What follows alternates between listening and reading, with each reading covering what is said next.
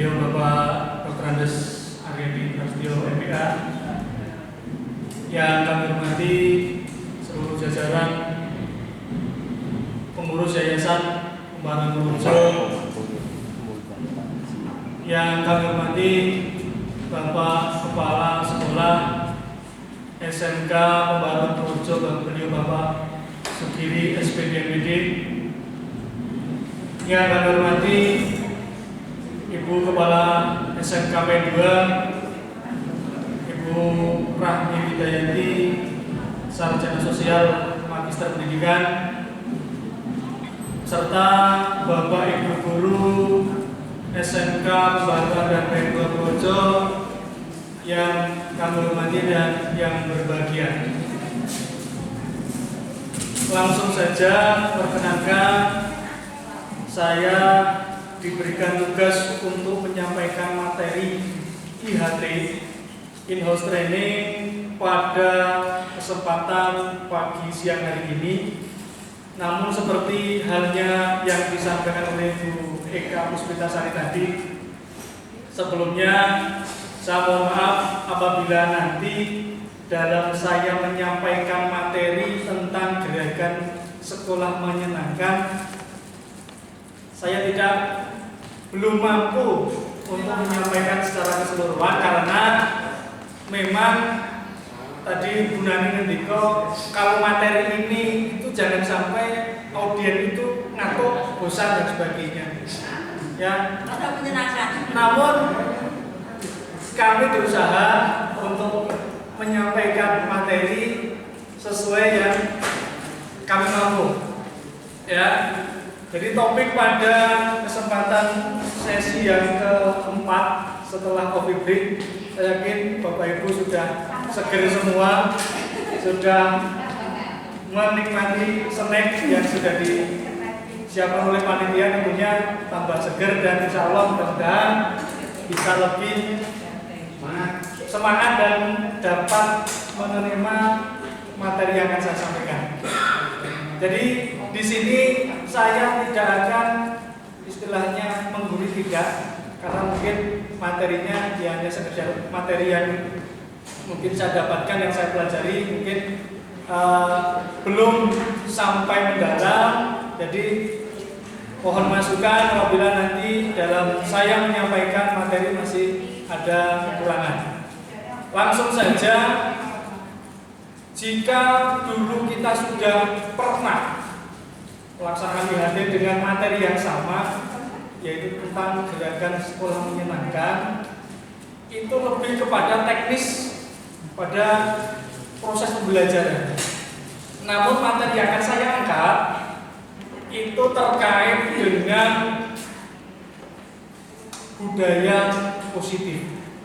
Ya, budaya positif ini Bapak Ibu saya dapatkan, saya pelajari pada saat saya melaksanakan diklat PGB, program guru penggerak yang sampai dengan saat ini masih berlangsung. Jadi ini ngiras-ngirus saya berbagi dari materi apa yang saya terima, saya pelajari sampai dengan hari ini. Budaya positif ini akan terkait langsung dengan bagaimana kita mengimplementasikan kurikulum Merdeka, yaitu kurikulum yang berpihak pada murid. Jadi Bu Eka sudah menyampaikan tadi ada student center.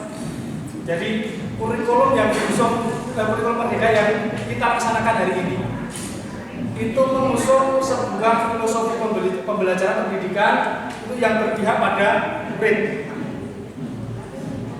Kita masuk saja langsung ke materi. Yang pertama adalah budaya positif. Apa itu budaya positif? Jadi menurut Kamus Besar Bahasa Indonesia, budaya artinya pemikiran, akal, budi, hasil, adat istiadat atau sesuatu yang sudah menjadi kebiasaan. Sedangkan budaya positif merupakan perwujudan dari nilai-nilai atau keyakinan universal yang nantinya kita dapat implementasikan di sekolah kita pada saat melaksanakan mengimplementasikan kurikulum Merdeka. Selanjutnya, Bapak Ibu yang kami hormati, budaya positif diawali dengan perubahan paradigma yang tentang sebuah teori kontrol. Jadi teori kontrol ini mungkin selama ini kita sebagai guru merasa berkewajiban mengontrol perilaku siswa agar memiliki perilaku yang sesuai dengan guru harapkan. Jadi kontrolnya ada pada guru. Guru mengontrol, siswa harus menjadi apa yang guru inginkan. Namun pada kurikulum Merdeka ini dibalik Bapak Ibu. Jadi sesungguhnya kita sebagai guru itu memfasilitasi, memotivasi anak karena sesungguhnya anak sudah memiliki bakat minat yang ada pada dirinya. Jadi kontrol kita kembalikan kepada murid. Ya, bukan lagi kalau kurikulum guru adalah sumber dari segala ilmu. Sedangkan kurikulum Merdeka itu murid punya potensi, guru memfasilitasi, memotivasi agar bakat itu dapat berkembang sesuai dengan yang seharusnya.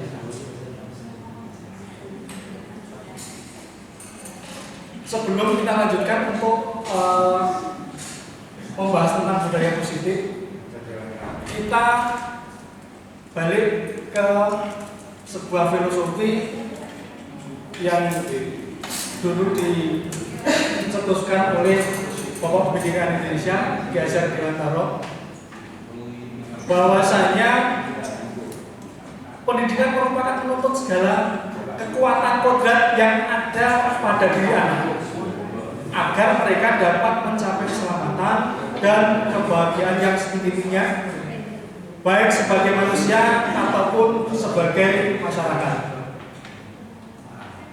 Tujuan pendidikan ini dapat terwujud apabila seorang guru mampu melakukan pembelajaran yang berpusat pada murid.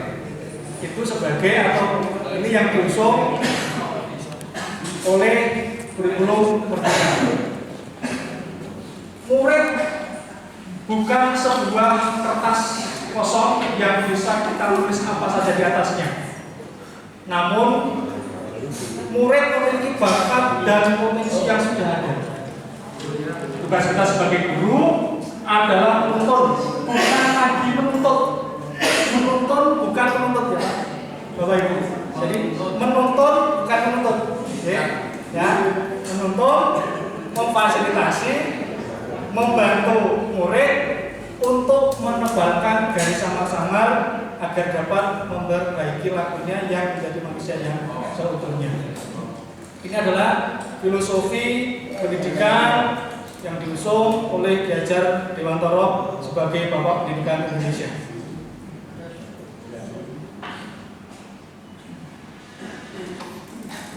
Ketika kita berbicara dimensi positif atau budaya positif, itu ada beberapa dimensi yang nanti mungkin saya tidak jabarkan secara detail, hanya sekilas saja karena ini cukup banyak materinya.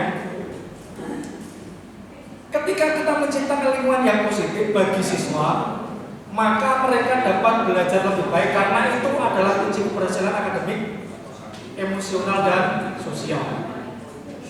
Jadi pada saat pembelajaran dilakukan secara aman, nyaman, menyenangkan, dan berpihak pada murid, tentunya murid juga akan merasakan akan menambah motivasi belajarnya. Ya. Jadi maka ini penting Bapak Ibu, bagaimana kita menciptakan budaya positif di sekolah agar proses pembelajaran, tujuan pembelajaran itu dapat terwujud. Adapun budaya positif itu terbagi menjadi sebenarnya 6. Saya tuliskan 5. Yang pertama adalah disiplin positif dan nilai kebijakan universal. Yang kedua, teori motivasi, hukuman, penghargaan dan restitusi. Kemudian ada keyakinan kelas, menumbuhkan kebutuhan dasar manusia, dan yang terakhir ada restitusi. Restitusi itu sebenarnya itu ada dua bagian, yaitu tentang 5 posisi kontrol. Yang kedua ada segitiga restitusi. Kita langsung saja membahas tentang yang pertama, disiplin positif. Ketika kita mendengar kata disiplin, apa yang terlintas dalam pikiran Bapak Ibu semua? Kira-kira apa Bapak Ibu? Ketika berbicara mendengar kata disiplin, yang terlintas apa Bapak Ibu? Tepat waktu, aturan, pemaksaan. Bahkan nanti mungkin ada yang berbicara ketika tidak disiplin melanggar peraturan maka ada sebuah hukuman. Betul ya? Jadi kebanyakan orang akan menghubungkan kata disiplin itu dengan tata tertib, keteraturan, kepatuhan pada sebuah aturan. Kata disiplin juga sering dihubungkan dengan hukuman, padahal itu sungguh berbeda. Karena belajar tentang disiplin positif tidak harus dengan memberikan hukuman. Justru itu adalah opsi terakhir ketika kita menjalankan sebuah disiplin positif.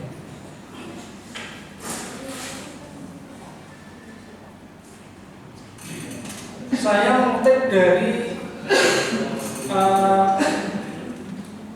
pendapat Dian Bosen dalam bukunya Restructuring School Discipline. Dian Bosen menyatakan bahwa disiplin berasal dari kata Latin, bahasa Latin disiplin, berasal dari akar kata yang sama dengan disipel atau murid pengikut. Untuk menjadi seorang murid atau pengikut, seseorang harus paham betul alasan mengapa mereka mengikuti suatu aliran atau ajaran tertentu, sehingga motivasi yang terbangun adalah motivasi intrinsik, motivasi yang timbul dari dalam diri peserta didik.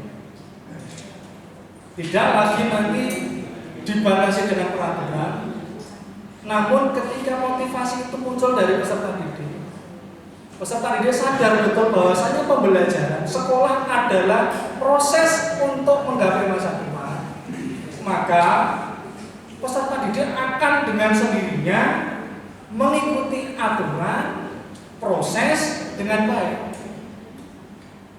Dan bisa dikatakan ketika nanti siswa itu tidak mengikuti, maka dia akan menanggung akibatnya. Ketika besok tidak berhasil, berarti saya tidak melakukan proses itu dengan baik, tidak mengikuti aturan pendidikan pembelajaran itu dengan baik. Maka bagaimana caranya seseorang memunculkan motivasi dari intrinsik setiap siswanya? Jadi lebih kepada menggali atau menerapkan motivasi intrinsik kepada setiap siswa. Selanjutnya,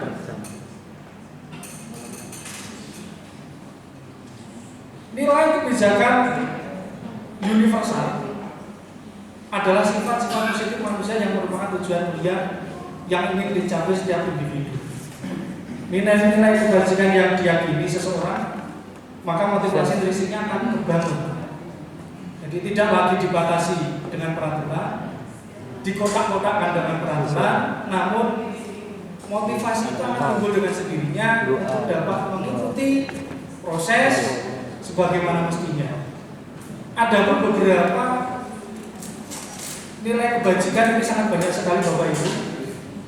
Ada toleransi, ada hormat, ada rasa hormat, integritas, mandiri, menghargai, dan seterusnya. Dan yang sedang kita gemborkan kita sekarang kita laksanakan adalah disiplin nilai universal tentang profil pelajar Pancasila. Dari profil pelajar Pancasila menyakup 6 elemen. Ada beriman, bertakwa kepada Tuhan Yang Maha Esa dan berakhlak mulia, seperti tadi yang dijelaskan Bu Eka Puspita. Ada berkebinekaan global, bergotong royong, kreatif, analitis, dan mandiri.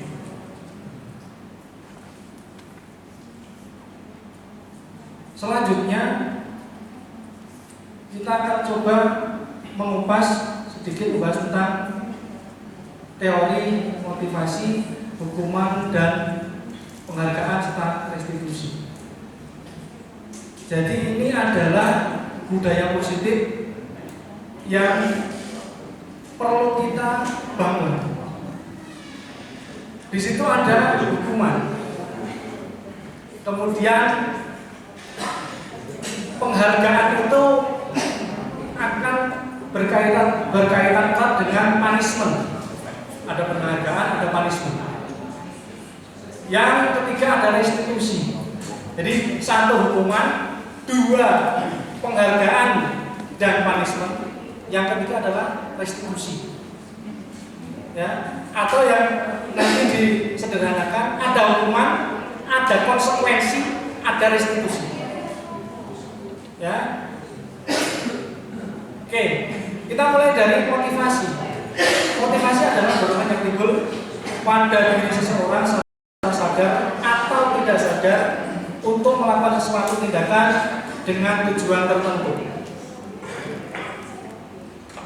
Dian Gossen menyatakan 3 motivasi yang ada pada manusia. Yang pertama, motivasi untuk menghindari ketidaknyamanan atau hukuman.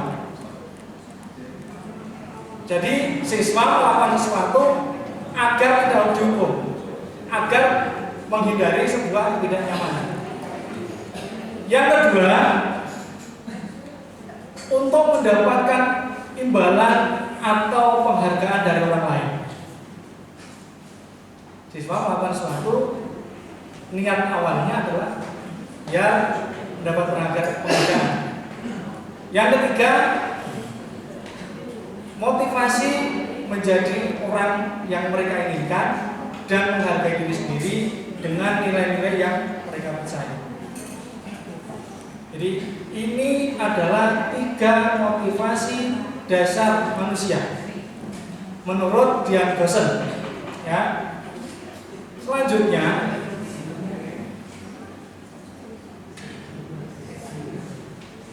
tujuan dari disiplin positif adalah menanamkan motivasi yang ketiga, yaitu tadi saya sudah bacakan, untuk menjadi orang yang mereka inginkan dan menghargai diri sendiri dengan nilai-nilai yang mereka percaya.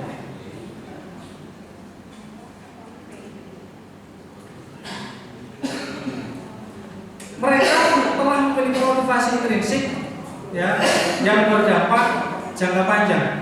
Motivasi yang tidak akan terpengaruh pada adanya hukuman atau hadiah. Mereka akan tetap berperilaku baik dan berlandaskan nilai kebajikan karena mereka ingin menjadi orang yang menjunjung tinggi nilai-nilai yang mereka hargai.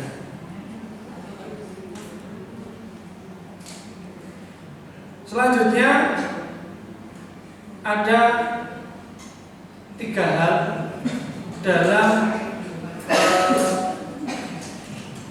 teori motivasi, yaitu yang pertama adanya hukuman, kemudian ada konsekuensi, kemudian ada restitusi.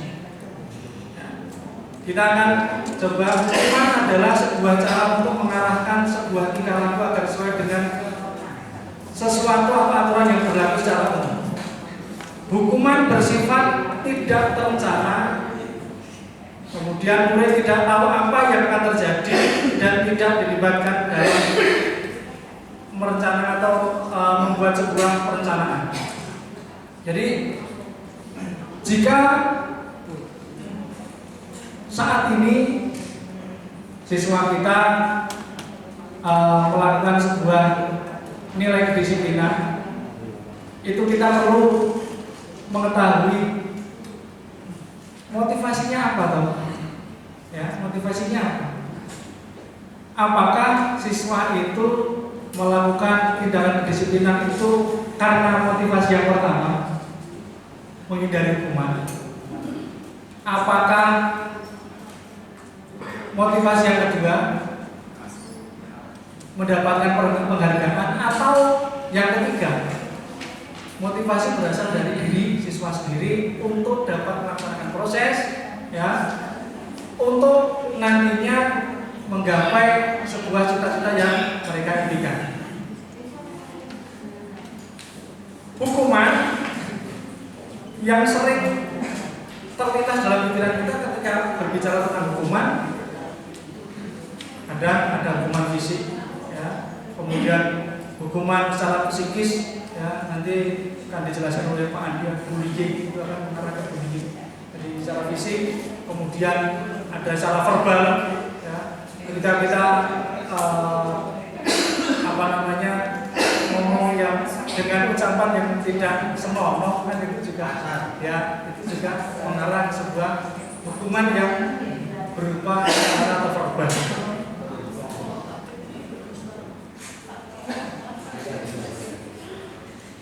Disiplin diberlakukan dalam bentuk konsekuensi. Ini adalah sebuah tindakan yang sudah terencana atau sudah disepakati. Maka nanti bentuk dari penghukuman itu apabila siswa sudah diberitahu, sudah disosialisasikan tentang peraturan, maka nanti ketika siswa melanggar itu bukan seperti hukuman, namun konsekuensi. Jadi nanti ketika siswa melanggar, konsekuensinya ada yang harus ditanggung siswa. Jadi nampaknya hampir sama, namun jika kita dalami ini akan berbeda. Sama-sama push up 10 kali. Kalau itu memang sudah disepakati bersama, maka konteksnya bukan lagi hukuman tapi menjalankan konsekuensi. Itu gitu. Walaupun sama-sama push up 10 kali, push up 20 kali, namun tahapannya berbeda, maka konteksnya juga berbeda. Selanjutnya adanya sebuah restitusi. Jadi ada hukuman, kemudian ada konsekuensi. Yang ketiga adalah restitusi. Restitusi di sini diartikan sebagai proses menciptakan kondisi bagi murid untuk memperbaiki kesalahan, sehingga mereka bisa kembali pada kelompok mereka dengan karakter yang lebih kuat. Hal ini dapat dilakukan dengan proses kolaboratif yang mengajarkan murid untuk mencari solusi atas masalah yang mereka hadapi. Dan guru membantu murid berpikir tentang orang seperti apa yang mereka inginkan dan bagaimana mereka harus memperlakukan orang lain. Jadi kalau berbicara restitusi adalah tindakan yang berupa perbaikan. Bagaimana siswa itu diberikan pemahaman terkait apabila siswa melakukan kesalahan, kemudian siswa menyadari betul bahwa siswa itu benar-benar melakukan kesalahan. Kemudian tindakan apa yang akan dia lakukan setelah melakukan kesalahan? Tentunya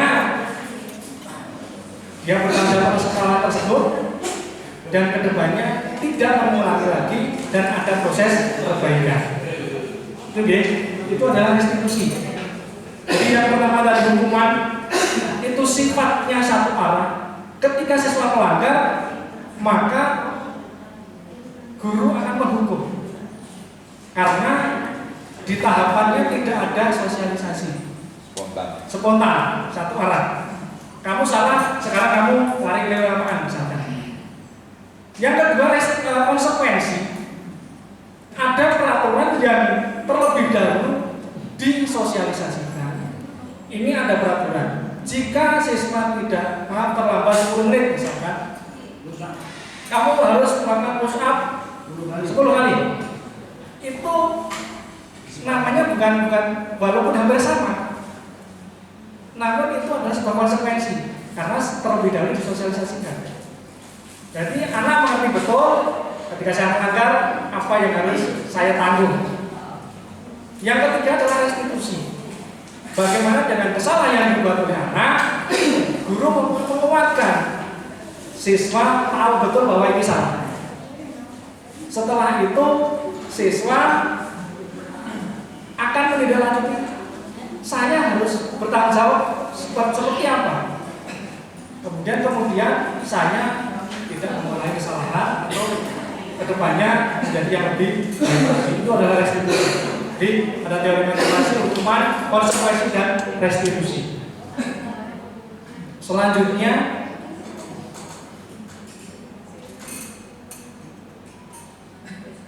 terdapat 5 kontrol yang diterapkan seorang guru, orang tua ataupun atasan dalam melakukan tindakan restitusi. Ada 5 posisi kontrol. Yang pertama, Bapak Ibu guru bisa meresani atau bisa merefleksikan saya saat ini atau kemarin di posisi yang mana. Apakah saya seorang penghukum? Apakah saya membuat rasa bersalah? Atau berposisi sebagai teman, pemantau atau seorang manajer? Ya. Yang perso adalah Bapak Ibu sendiri. Saya berposisi sebagai apa selama ini atau kemarin? Ya.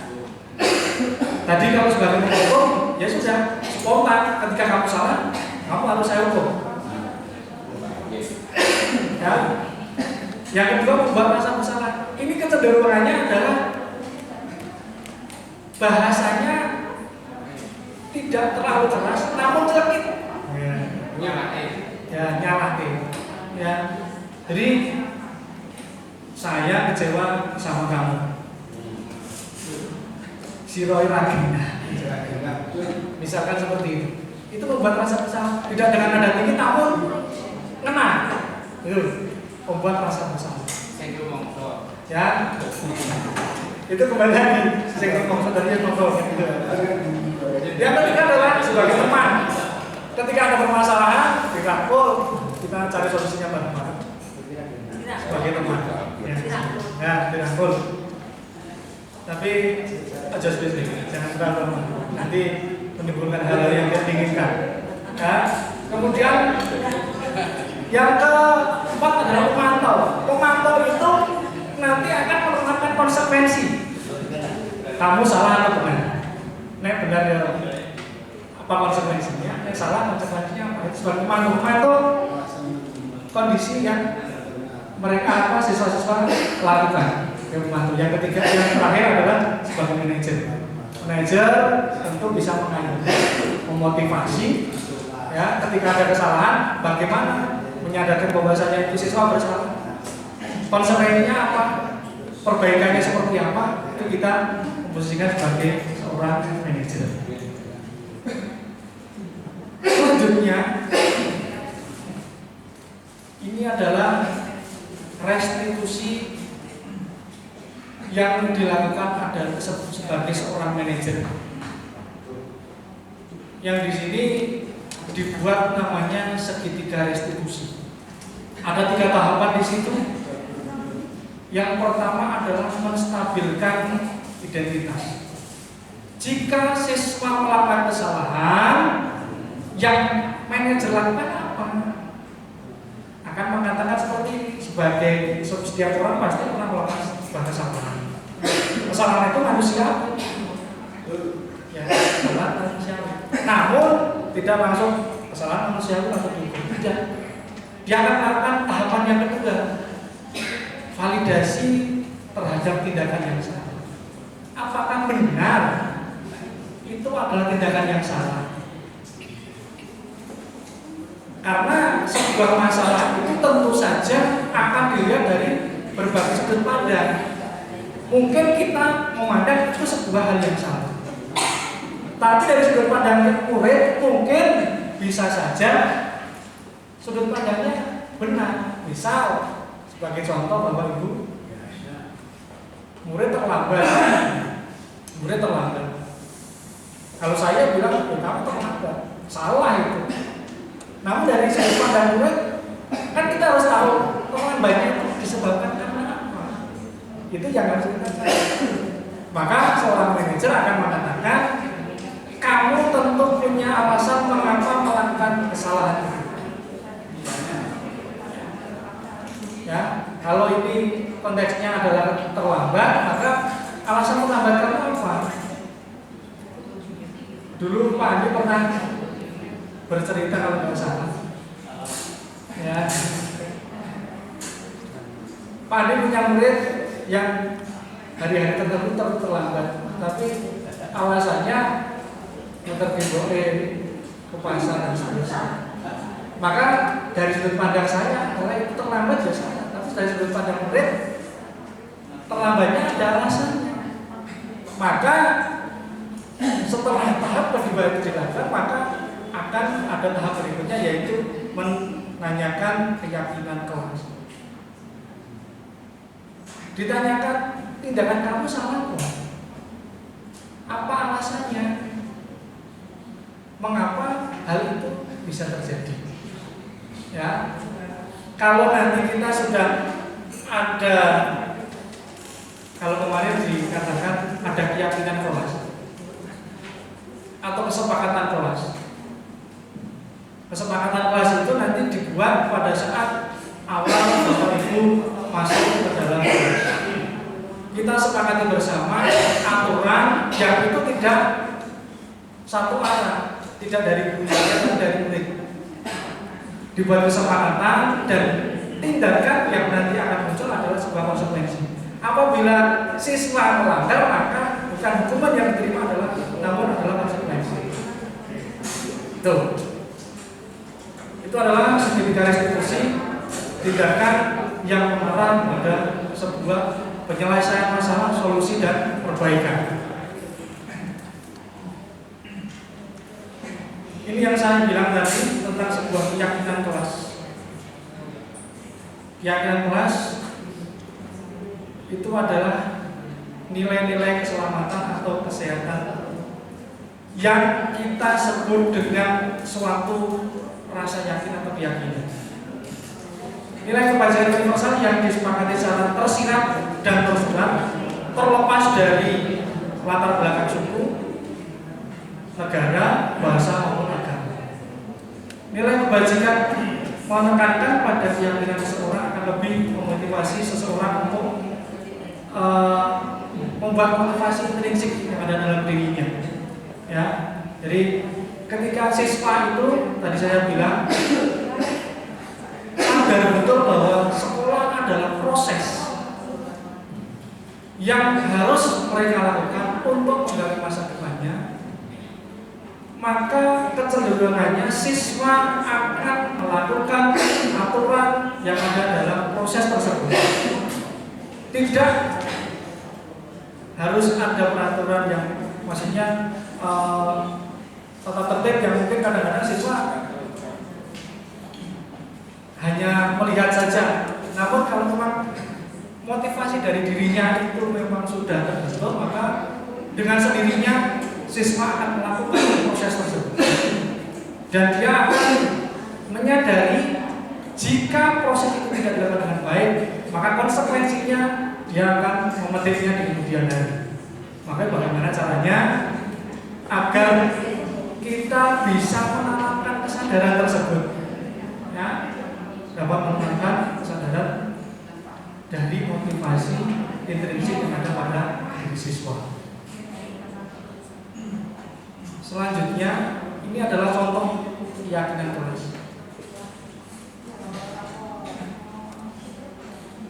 Yang pertama adalah dari kata hormat. Kami meyakini bahwa sangat penting untuk menghormati semua orang dan barang lain. Misalkan itu hanya contoh saja.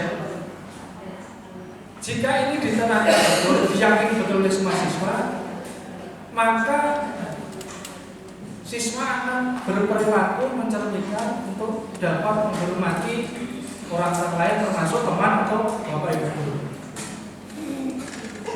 Bahkan nanti ketika terkait dengan barang milik orang lain, ya, ini punyanya Aryo, maka nggak mungkin saya ambil di sana. Yang kedua selanjutnya adalah bekerja. Kami meyakini bahwa sangat penting untuk mengerjakan segala pekerjaan atau mengikuti kegiatan yang telah ditugaskan. Dan yang terakhir adalah diterima dan mandiri. Kami meyakini bahwa sangat penting untuk merasa diterima pada suatu kelompok dan saling peduli satu dengan yang lain. Ini keyakinan yang nanti bisa diterapkan di kelas Bapak Ibu semua. Ini hanya sekedar contoh saja, mungkin nanti Bapak Ibu lebih besok keyakinan apa yang akan dimunculkan, disepakati bersama, yang nantinya apabila siswa melanggar, dia akan mendapatkan sebuah konsekuensi, bukan lagi namanya hukuman. Walaupun nanti bentuk wujud hukuman atau konsekuensi bersama, namun artinya akan berbeda. Selanjutnya ada 5 kebutuhan pokok manusia, kebutuhan dasar manusia. Dan dalam teori, jika 5 kebutuhan itu terpenuhi, maka seseorang atau siswa itu tidak akan melakukan sebuah pelanggaran atau hal-hal yang menyimpang. Yang pertama itu adalah kebutuhan bertahan hidup. Yang kedua adalah kasih sayang dan rasa diterima, love and belonging. Saya nggak tahu bahasanya benar apa enggak, pokoknya itu ya. Ya, nanti mohon dikoreksi oleh Bu Guru Bahasa Inggris. Ya, kemudian ada kebebasan, freedom, kemudian ada kesenangan, dan yang terakhir adalah penguasaan atau power. Kekuasaan. Jadi jika kita menemukan siswa itu melakukan pelanggaran, itu tentunya kita harus tahu kebutuhan apa atau sebenarnya yang tidak terpenuhi sehingga siswa tersebut melakukan sebuah pelanggaran. Seperti kasus yang mungkin seringkali kita temui. Biasanya siswa-siswa yang bermasalah itu memiliki problem dari rumah, membawa masalah dari rumah. Entah itu berupa rasa kasih sayang, ya, seperti beberapa siswa yang mungkin keluarganya dari keluarga yang tidak utuh, broken akibat entah itu perceraian atau yang lain. Itu berarti jika siswa itu melakukan sebuah pelanggaran, motivasi belajarnya kurang, itu tentunya satu penyebabnya kebutuhannya tidak terpenuhi. Ya. Ini juga berlaku untuk beberapa kasus yang lain. Ketika siswa tidak terpenuhinya kebutuhan dasar itu. Ya. Saya kemarin di kasusnya Pak Hartono Ya. Muridnya Pak Hartono maksudnya. Oh iya. Kalau muridnya Pak Hartono itu Dikdaya itu. Dikdaya itu ya sekolah jelas benar. Kemudian gak pernah masuk terusnya. Ternyata ketika Pak Hartono home visit mencari apa sih akar masalahnya, ternyata Dikdaya itu sudah tidak punya orang tua. Dia hidup sebatang kara, numpang di mbahnya dan mbahnya sudah meninggal, hanya di tetangganya. Itu jelas dari beberapa kebutuhan dasar jelas sudah tidak terpenuhi. Ya, kasih sayangnya tidak, kemudian rasa diterimanya juga tidak, freedom kebebasannya juga, ya, itu juga tidak terpenuhi. Maka efeknya akan muncul sebuah permasalahan ya. Kemarin sudah kita lihat bersama, yaitu dia sekolahnya juga amburadul. Nah, biasanya, jadi ini tidak semua, namun dari sebuah teori menyatakan bahwasanya jika salah satu atau lebih kebutuhan dasarnya tidak terpenuhi, maka kecenderungan seseorang akan melakukan sebuah pelanggaran atau hal-hal yang menyimpang. Ya, oke. Ini adalah skemanya seperti ini.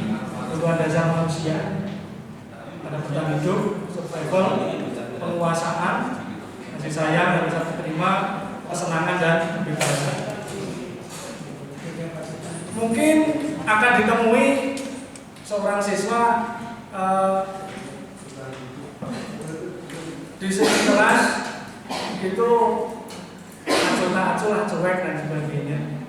Dijelaskan malah gunakan HP, gunakan buku, gambar, macam-macam. Itu mungkin ya tadi salah satu kebutuhan dasar hidupnya juga tidak terpenuhi. Maka dalam kurikulum Merdeka penting sebuah asesmen diagnostik.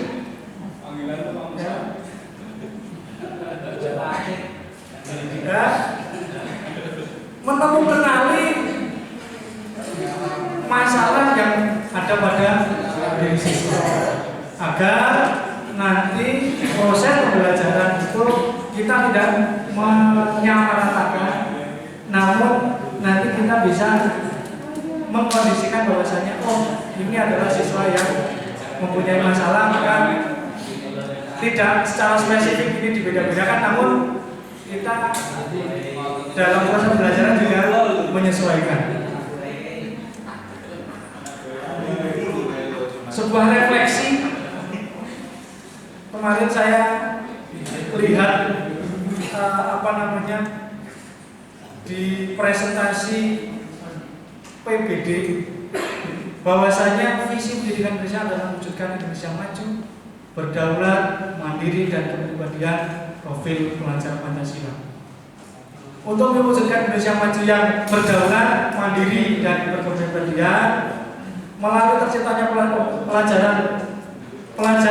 Pancasila yang beriman, bertakwa, kebahagiaan yang maha esa, dan berakhlak mulia, mandiri, dalam kritis, kreatif, bergotong royong dan berkebinekaan global.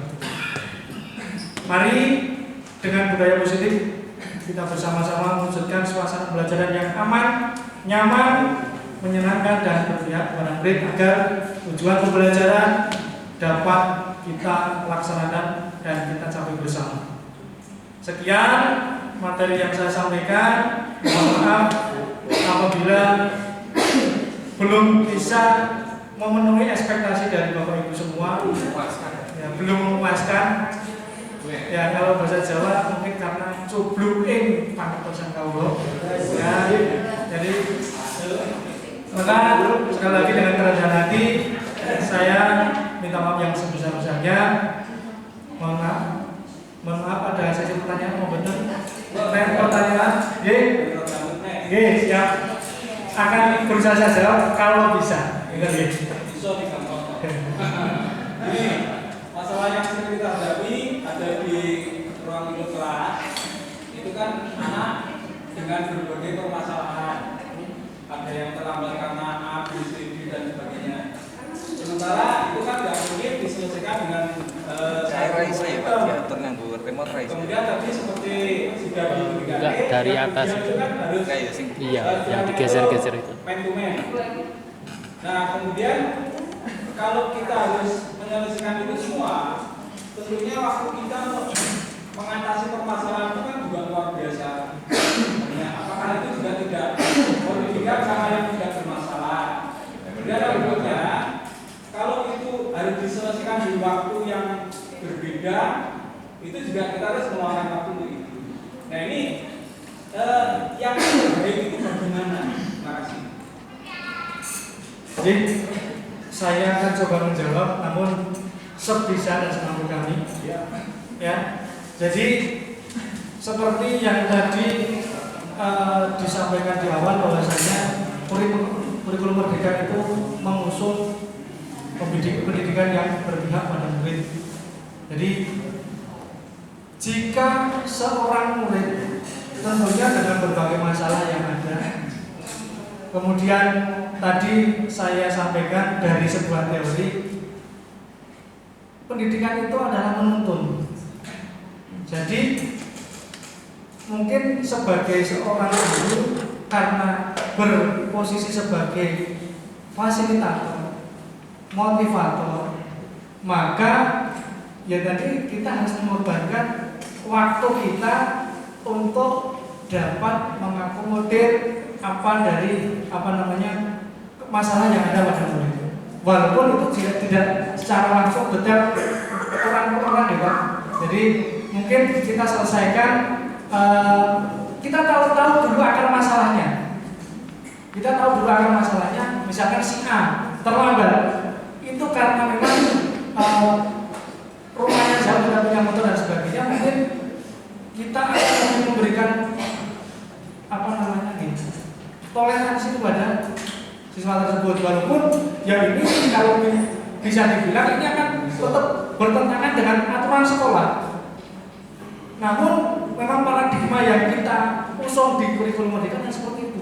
Guru adalah fasilitator, motivator, dan pembelajaran itu berpihak pada murid.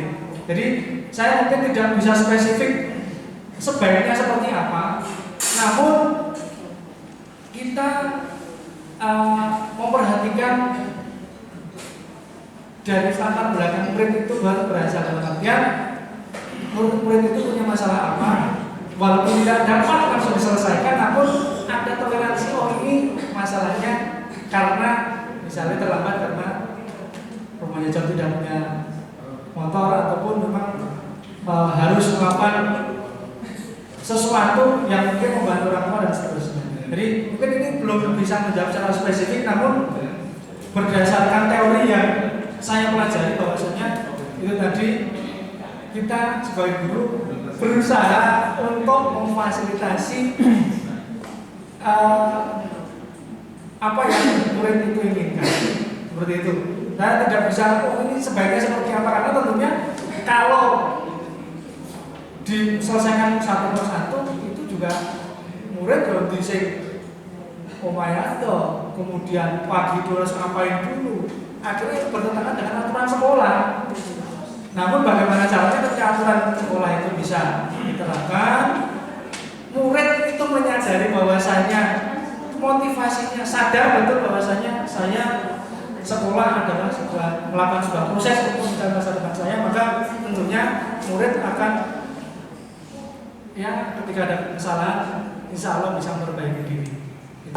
Sekali lagi mohon maaf sebesar-besarnya, mudah-mudahan dari materi yang ini menjadi pengetahuan, menjadi timbul rasa ingin tahu, kemudian belajar lagi tentang budaya positif. Itu saja, mudah-mudahan bermanfaat. Kita akhiri. Assalamualaikum warahmatullahi wabarakatuh.